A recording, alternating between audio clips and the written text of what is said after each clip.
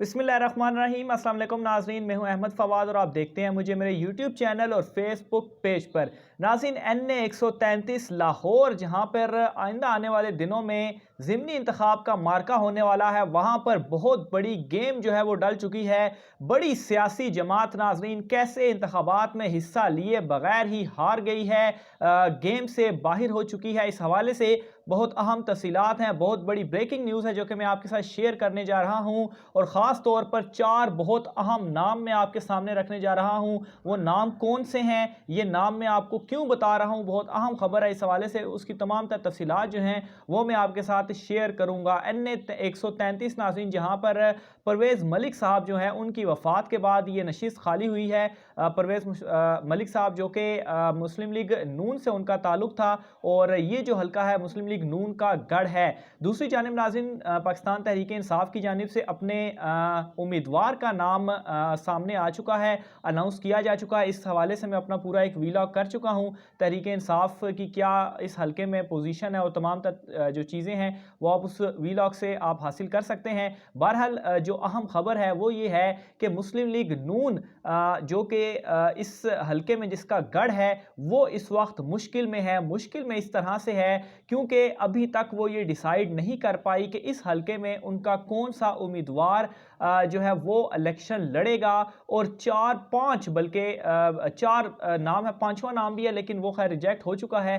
4 बड़े नाम है नाज़रीन, जिनके हवाले से अभी तक ये चीज़ डिसाइड नहीं हो सकी कि ये जो हल्का है, इस हल्के में टिकट किसको दिया जाएगा। और ऑब्वियसली इन नामों का सामने आना और अभी तक कोई डिसीजन ना होना, वो ये चीज़ की तरफ इशारा करता है कि इख्तलाफात नवाज लीग के अंदर मौजूद हैं, और ये इख्तलाफात और टिकट की तकसीम के ऊपर ख़ास तौर पर इख्तलाफात नवाज लीग को किस तरह से इन इंतखाबात से, इन ज़िमनी इंतखाब से बाहर करेगी, इस हवाले से मैं अब आपको बताता हूँ। ये जो मामला है नाज़रीन, इस मामले के ऊपर कमेटी कायम की गई है नवाज लीग की जानिब से कि वो किसी नाम का इंतखाब करे तमाम तर सूरत हाल को देख कर। और अभी तक जो 4 नाम सामने आए हैं वो 4 नाम भी मैं आपके साथ शेयर कर देता हूँ। सबसे पहला नाम महर इश्तियाक का है, फिर इसके बाद दूसरा नाम नसीर अहमद भुट्टा का है, फिर इसके अलावा तीसरा नाम शाइस्ता परवेज़ मलिक का है। अच्छा, शाइस्ता परवेज़ मलिक के हवाले से मैं आपको बताऊं तो ये परवेज़ मलिक साहब की अहलियां हैं,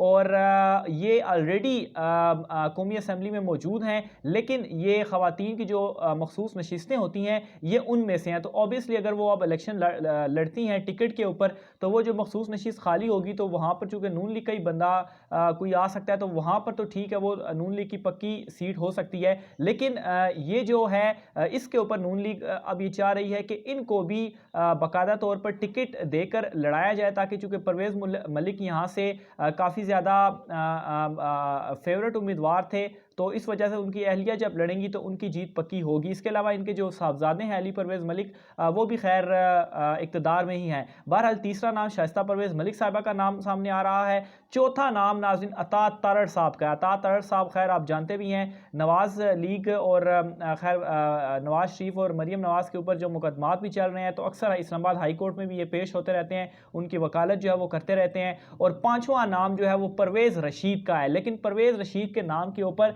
क्रॉस लग चुका है। परवेज़ रशीद के ऊपर मुतफ़क्का तौर पर यह फैसला किया गया कि उनको ये इंतखाब नहीं लड़ाया जाएगा, उनको इस इंतखाब से बाहर रखा जाएगा। अलबत्ता उनका नाम ज़ेरे गौर था, लेकिन उनको मुतफ़क्का तौर पर उनको अब साइड कर दिया गया है। लेकिन ये जो 4 नाम मैंने आपके सामने रखे हैं, इनके ऊपर अब खैर इख्तलाफात मौजूद हैं कि इनमें से किसको इलेक्शन लड़ाया जाए। और यही वो नाज़रीन टर्निंग पॉइंट है कि अगर ये इख्तलाफात इसी तरह से ही बरकरार रहे और किसी ऐसे उम्मीदवार को सामने लाया गया जो कि जिसके ऊपर दूसरे ग्रुप्स के लोगों का तहफ़्फ़ुज़ात जो है वो हुए, तो ऑब्वियसली नवाज लीग का ये जो गढ़ समझा जा रहा है, यहाँ से जो वोट बैंक होगा वो टूटेगा और इसका बहुत नुकसान होगा। और ये समझिए कि जो एक लीड 2018 के इंतखाबात में परवेज़ मलिक ने ली थी और तहरीक इंसाफ को कोई 11,000 के करीब वोटों से हराया था, वो जो लीड है वो कम होने में, इवन के वो लीड माइनस में जाने में भी देर नहीं लगेगी। दूसरी तरफ नाज़रीन, जैसा कि मैंने पहले भी बताया कि ये हल्का नवाज लीग का गढ़ है, और अगर देखा जाए तो गुज़श्ता जो 3-4 इंतखाबात हैं वो यहाँ से नवाज़ लीग ने ही जीते हैं। मुशर्रफ दौर में 2002 में जो इंतखाबात हुए थे यहाँ से यहाँ से नवाज़ लीग जीती। 2008 पीपल्स पार्टी के दौर में भी यहाँ से नवाज़ लीग जीती। इसके अलावा 2013 वो था ही नवाज़ शरीफ का दौर, वहाँ से भी नवाज़ लीग जीती। फिर इसके बाद 2018 का जो इलेक्शन था उसमें भी नवाज़ लीग जीती। लेकिन अब परवेज़ मलिक जो कि बहुत ही सीनियर रहनुमा थे और ऑब्वियसली लाहौर जो कि गढ़ था वहाँ के ये सदर भी थे और कितने ज़्यादा करीब थे उसका अंदाज़ा आप इस बात से भी लगा सकते हैं कि शाइस्ता परवेज़ मलिक, इनकी अहलिया वो भी असेंबली में हैं और इनके जो साहबजादे हैं अली परवेज़ मलिक वो भी असेंबली में है। और जो मलिक फैमिली है वो यहाँ पर बहुत पॉपुलर है और बहुत ज़्यादा फेवरेट भी है और इसी की वजह से यहाँ पर पाकिस्तान तहरीक इंसाफ को टफ टाइम जो है वो मिलता था। और खैर अब इंतखाबात तो अभी तक वो नहीं जीते, लेकिन अभी जैसा कि मैंने अपने गुज़श्ता व्लॉग में भी ये कह चुका हूँ कि एक तो पाकिस्तान तहरीक इंसाफ को हुकूमत की वजह से एज हासिल होगा, लेकिन वहीं पर हुकूमत की वजह से एक नेगेटिव इम्पैक्ट भी पड़ेगा। वो क्या कि हुकूमत की जो अगर गुज़श्ता 3 साल अगर देखा जाए तो सबसे बड़ी जो प्रॉब्लम सामने आई है आवाम की तरफ से वो महंगाई है। और तमाम लोग जो हैं वो उसकी रीज़न कोई भी हो, बहुत सारी उसकी वजूहत है कि ओवरऑल दुनिया में महंगाई बढ़ने की वजह से, आलमी मार्केट में कीमतें बढ़ने की वजह से महंगाई हुई है, वो एक अलहदा इशू है। लेकिन आम जो लोग हैं वो इन चीज़ों को उस तरह से नहीं समझते और उनका तो यही है कि बस महंगाई नहीं होनी चाहिए। तो ये एक नेगेटिव भी जा सकती है तहरीक इंसाफ के। लेकिन बहुत बड़ी चीज़ नाज़रीन, ये जो 4 नामों के ऊपर इख्तलाफ है इससे नवाज़ लीग को बहुत ज़्यादा नुकसान होगा और ऐसा कोई नाम सामने आ गया तो ऑब्वियसली ये जो ग्रुपिंग है उससे एक तो मज़ीद तक़वियत भी मिलेगी। और अगर नवाज़ लीग ये इलेक्शन हार जाती है और ये लाहौर जो कि उसका गढ़ है जहाँ पर आप देखें वो कभी भी अगर आप कहें गुज़श्ता 4 इंतखाबात तो मैंने आपको गिनवा दिए, वो कभी यहाँ से